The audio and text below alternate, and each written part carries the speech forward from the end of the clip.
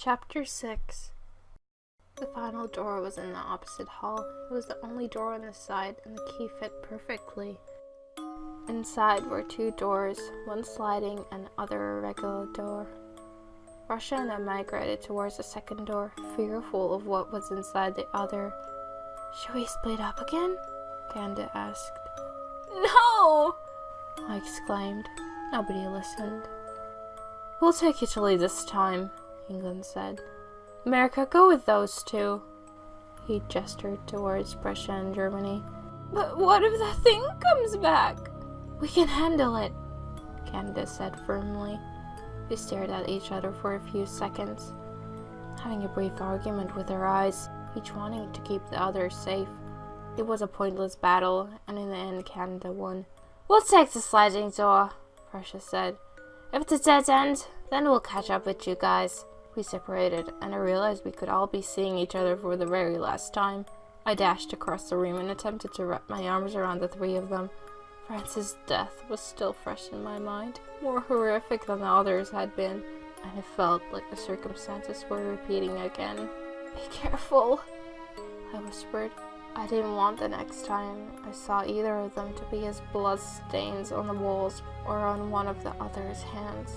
Russia was quick to return the gesture, while America seemed too shocked to do anything. We weren't exactly friends after all.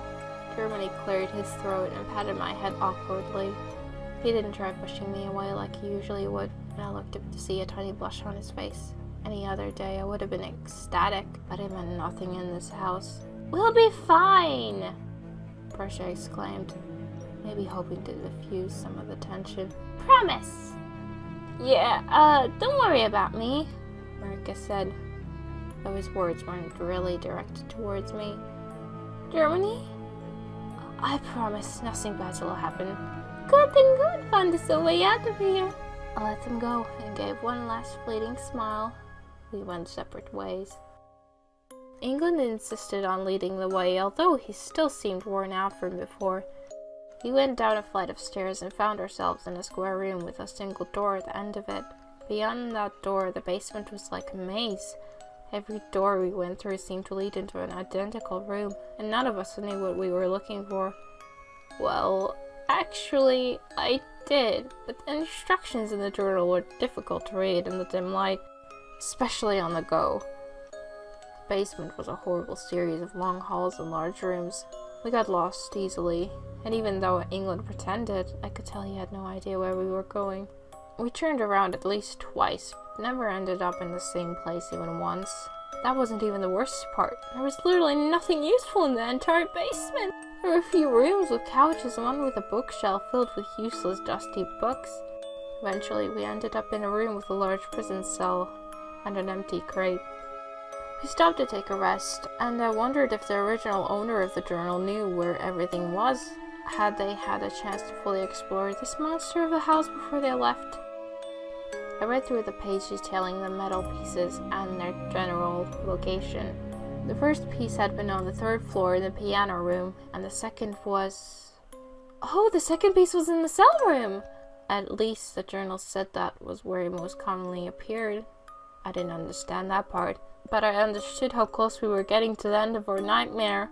Canada and England were whispering quietly amongst themselves. I paid them no attention, just as they did me, and entered the cell to locate the metal piece. It was supposed to be right in the corner, just lying there. It wasn't shiny, so it was hard for me to notice at first, but after a bit of poking and prodding at the plain grey ground, I managed to find it. When I compared it to the piece Russia had given me, they were an identical match. Now we just have to go to the fourth floor and... I turned around to tell Canada and England how we could get going, only to have my excitement shot down by the sight of that monster lumbering into the room. "Fuck, I'm not ready for this!" England groaned. He struggled to stand from the crate in the center of the room, while Candace stood frozen in his place. The monster was still missing its arm, dripping black goo everywhere. Japan's sword was still embedded in its stomach. If I could grab it, then there was a chance I could save England from having to fight. I started to make my move when the cell door swung closed, pushed by the force of England's magic. "What are you doing?" I asked. I tried to open the door, but it was locked from the outside. Canada, help me out, please. Oh, I'm not sure if I should, Canada said. Close your eyes, Italy. It will be over in a moment, England said. He held out his hand and began reciting a spell. But the monster was so much faster than before. His teeth sank into England's arm and tore through his flesh.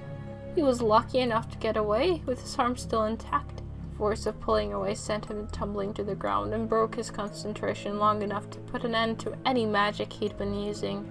Canada rushed to help him up. The monster lumbered forward, and the claws of its remaining hand stabbed through Canada's back. He stopped in mid-motion. His body bent over England in the midst of helping him. Blood flowed from fresh wounds and covered both of them. There wasn't enough strength in the both of them to fight well enough for just one person. I found myself on my knees as I continued to watch. I couldn't look away, but the scene got further and further away as I backed up against the cell wall. Eagle gave one last ditch effort at saving them both, only to have his throat ripped out by the monster's claws. Canada did nothing after that. His body frozen in shock as his mind stopped working completely. I could see the very moment he stopped thinking. There wasn't even a hint of life left inside of him as the monster made its final move, like his spirit abandoned his body in advance. But the monster didn't get to sink its filthy teeth into Canada. Not right away. America came barreling into the room, having followed the trail of black goo. He didn't stop to stare at the bloody remains of his brother in England. He tore the sword from the monster's stomach and followed in China's rage-fueled footsteps. His strength was far greater than the monster's, and his pain immeasurable. He didn't stop once, no matter how many times he was cut or bitten. He wanted that thing dead, and I could only watch him fall apart, bleeding everywhere, not even caring. The monster bit into America's shoulder. Its teeth got stuck in the bone. And when it pulled back, America let out a pained scream, where his arm had once connected to his body. A gross mangled mess now hung at his side.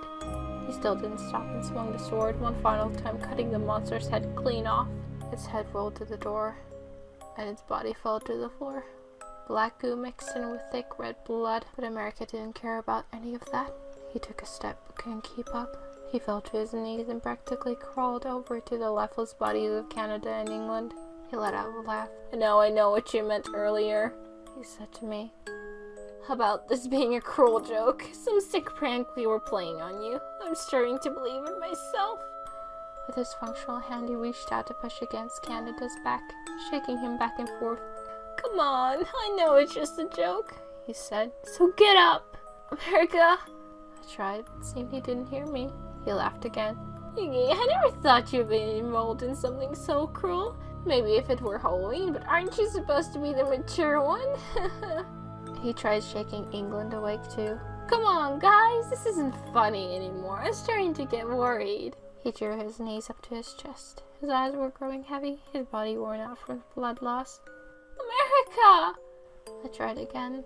He looked at me this time, his blue eyes completely void of any emotion. He could have been a ghost. "Italy, does it hurt?" he asked me. "Does what hurt? My shoulder?" He nodded.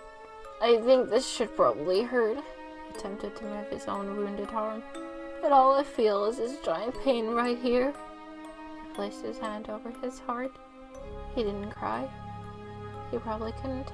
That didn't stop me from sobbing like a lost child. "I'm really sorry," I said. "Don't apologize. It's not your fault." "But it is. I'm the one who brought us here, remember? I'm the one who told you about this place. If it weren't for me, then we wouldn't have come here at all, and everyone would still be alive. It's all my fault, America." "Italy!" Germany and Prussia came running into the room. Germany had to run right back out at the sight of all the blood. "Italy, what's happened to you?" Prussia asked. "They're dead," I whispered. "All of them." Even America had finally given in.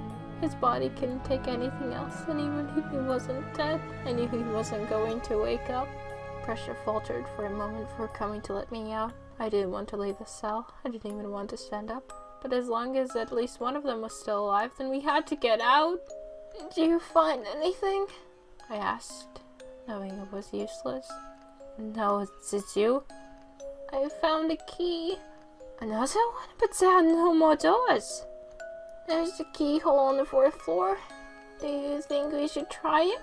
He looked unsure now. like his ability to make decisions was broken. What if it leads to another place like this? He asked. What if there are a million more doors to unlock? The monster will probably destroy us before we can find another key. I shrugged. It's up to you, I said. You're the one in charge here, not me. I think we should check on West, he said. Oh, that's a good start. He helped me to my feet, and I leaned against him. I retrieved Japan's sword from the mess before letting Pusha drag me from the room. I was exhausted, both physically and mentally. How much time had passed? Was the world aware we were gone? What was happening out there while we were dying in here? Again, Romano filled my thoughts. I hadn't even told him where I was going. When I didn't come back, he would have no leads. I couldn't even remember the last words we'd shared. Italy, are you okay? Jeremy had thrown up again. His skin was pale and he looked so tired. But he was concerned about me. Have you been crying? I reached a hand up to my face. There were tear tracks in my cheeks and fresh tears at the corners of my eyes. Tears on behalf of America who was too numb inside. Tears because I wanted my big brother. Tears because I was scared of what was coming next. I clung to Jeremy and kept crying, soaking his clothes in blood and tears. They didn't have to protect me, I sobbed. If they'd looked out only for themselves, maybe they wouldn't all be bloodstains in the various places of this cursed house. He rubbed my back awkwardly. He wasn't very comforting. It didn't come naturally to him. Why does everybody think I'm so weak? I choked out. Surely, I looked like a real mess.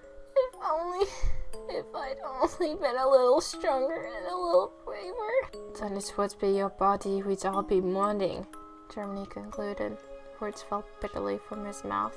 He pushed his fingers against my cheeks, just like Japan had. Action caused another sob to break free. Please don't cry. I gave what must have been the most horrible smile in the world. Precious certainly thought so, if his horrible laugh was anything to go by. I made up my mind, he declared. He held his hand high above his head. Let's face this final lock head on. Collect yourself, Amanda. It's a story. You should not cry over a goddamn story. Even though in the story all your favorite characters die.